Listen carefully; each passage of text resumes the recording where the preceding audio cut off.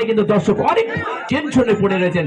আমার মনে হচ্ছে খেলার থেকে দর্শকটাই বেশি টেনশন পাচ্ছে। যাই হোক, যে কথা বলেছিলাম আজকে সেরা দর্শককে পুরস্কৃত করবেন সেই নবদিগন্ত সেরা দর্শককে পুরস্কৃত করবেন আমাদের চেয়ারম্যান রয়েছেন খুশিটাটের জমজমাট পুরস্কারের কিস্তিমাত। সেই পুরস্কারের কিস্তিমাত তুলে দেবেন সেরা দর্শক Nabadiganta man of the match পুরস্কারিত করবেন নবদিগন্ত।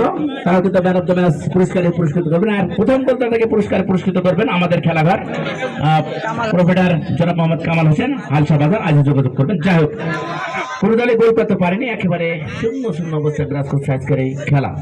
আমরা জানিয়ে দিই এই মাত্র নতুন দর্শক যারা মাঠে প্রবেশ করলেন তাদেরকে থাকতে জানিয়ে দিই আজকের খেলার ফলাফল।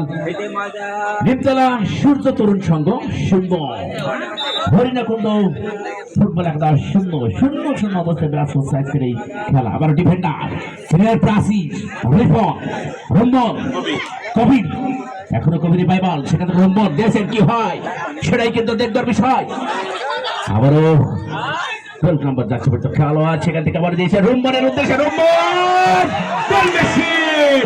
দর্শনীয় কিক নিয়েছিলেন, কিন্তু সেই রুম্বন দুর্ভাগ্য কারণে আবার কিন্তু ডিফেন্ডার সুন্দরভাবে কিন্তু আবার ধরে নিলেন, একেবারে সাইড লাইন অতিক্রম করে আবার কিন্তু চলে গেলেন। আমাদের চেয়ারম্যান মহোদয় বললেন কিন্তু ডিফেন্ডার দারুণ করে ঠেকেছেন, তার কারণে কিন্তু আমারও গোলরক্ষক একেবারে সুন্দরভাবে ক্লিয়ার করলেন। সুটামদের দিকে আব্দুর রহমান, আবারও সিনিয়র প্রাচীর রিপোর্ট, গোল হলে হতে পারে, গোল কিন্তু না, গোল হয়নি গোল।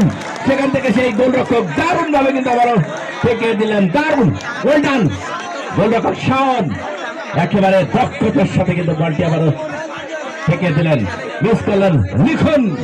সেই আমরা দেখতে পাচ্ছি গুড়ি বৃষ্টি পড়ছে, এই গুড়ি বৃষ্টির মধ্যেও কিন্তু দর্শক গুড়ি পায়ে কিন্তু এগিয়ে রয়েছেন আজকের মাঠে।